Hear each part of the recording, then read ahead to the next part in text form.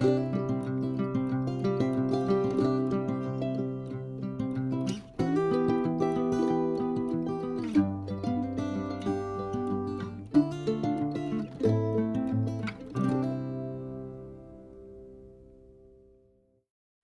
good morning, quirky birders, and welcome to episode 2 of your daily art challenge.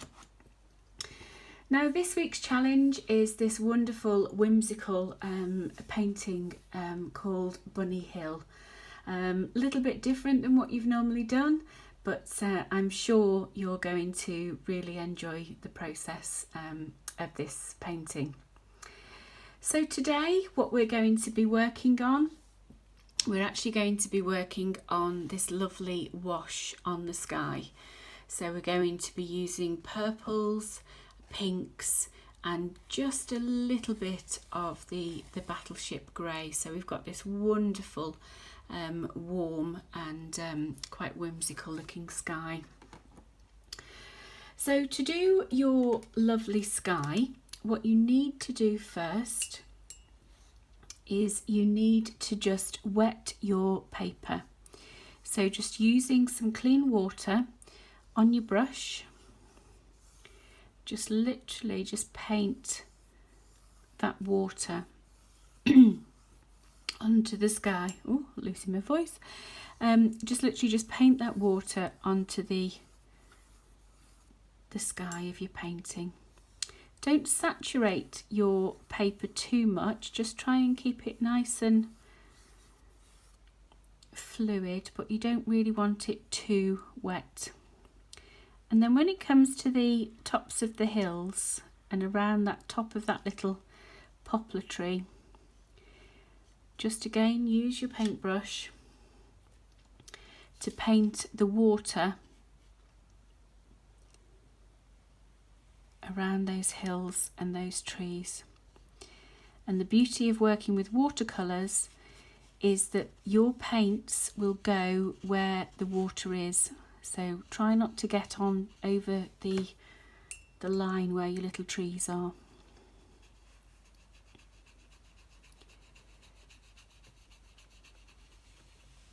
Like so.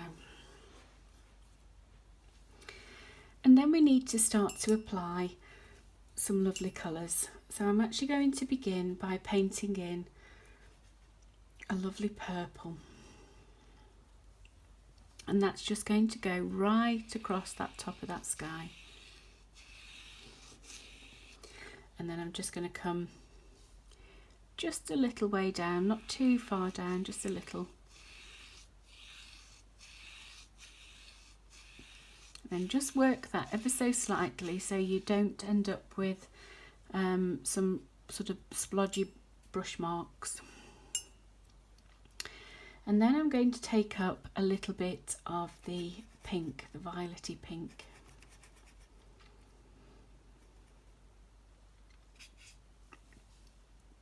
And again, just using nice, soft, loose strokes. Just paint that pink in.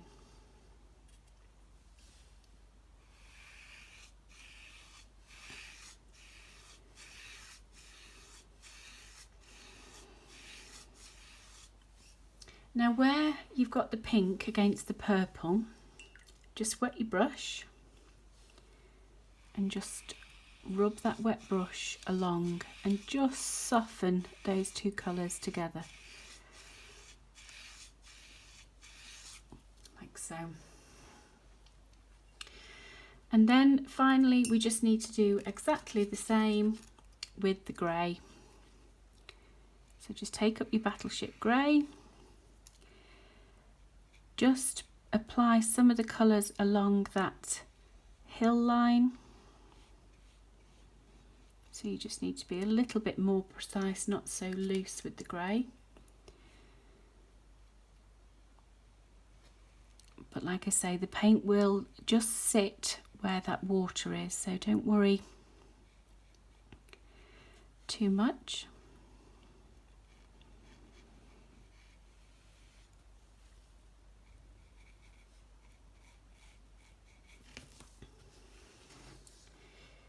And then you can just tidy up those brush strokes, so you can just then push that colour to the edge. Soften that line with the pink and do the same again just over this side.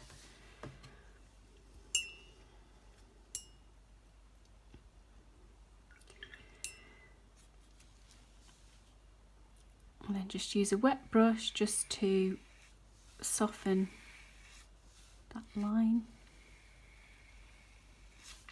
Lovely. And that's your whimsical sky.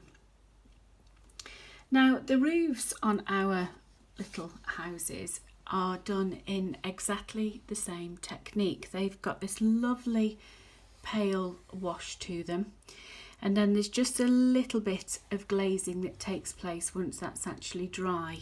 So we're going to do exactly the same process again and just put this lovely light blue wash on both of the roofs of our little houses. So again, what you're going to do is just paint in the roof of your house. So just using the water.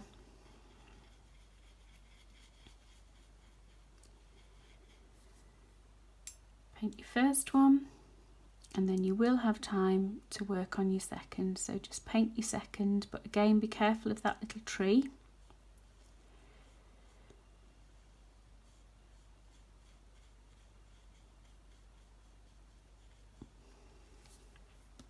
Like so.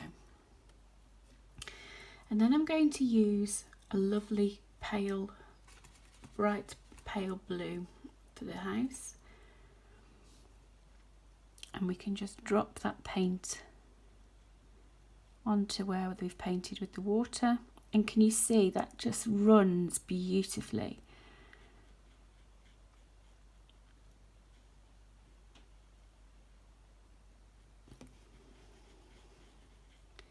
And then just fill that whole area and just keep it very, very soft. Like I say, don't overwork it.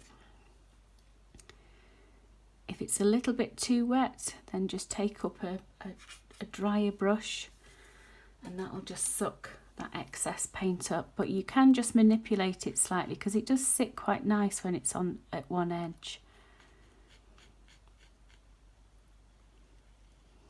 There we go.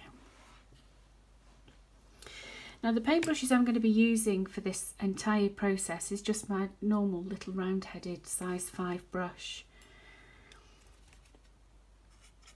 I really ought to try and start using something a little bit different sometimes. I always seem to just stick with my size 5 and my size 6.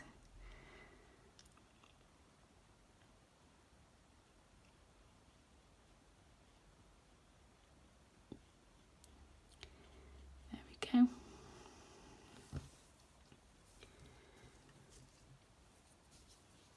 Like I say, if it's too wet, then just take up a dry brush and just suck that excess away.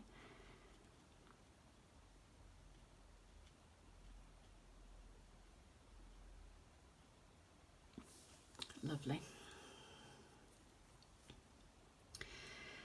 And that's pretty much it for today. I just want you to concentrate on achieving that lovely soft wash. And it may be that you try to do that wash on a scrap piece of paper before you then put it directly down to your painting, so you know what you're trying to achieve. And it's the same with the little wash that sits on top of these little buildings. Just keep it nice and light, but not too wet. And then just put in this lovely wet on wet wash on the roof of both of those little buildings. Please take your time. It does need to be quite precise, this little painting. It's not so forgiving because of the manner in which it's drawn out. So take some time, work on getting it right, and I will see you all again tomorrow. Goodbye.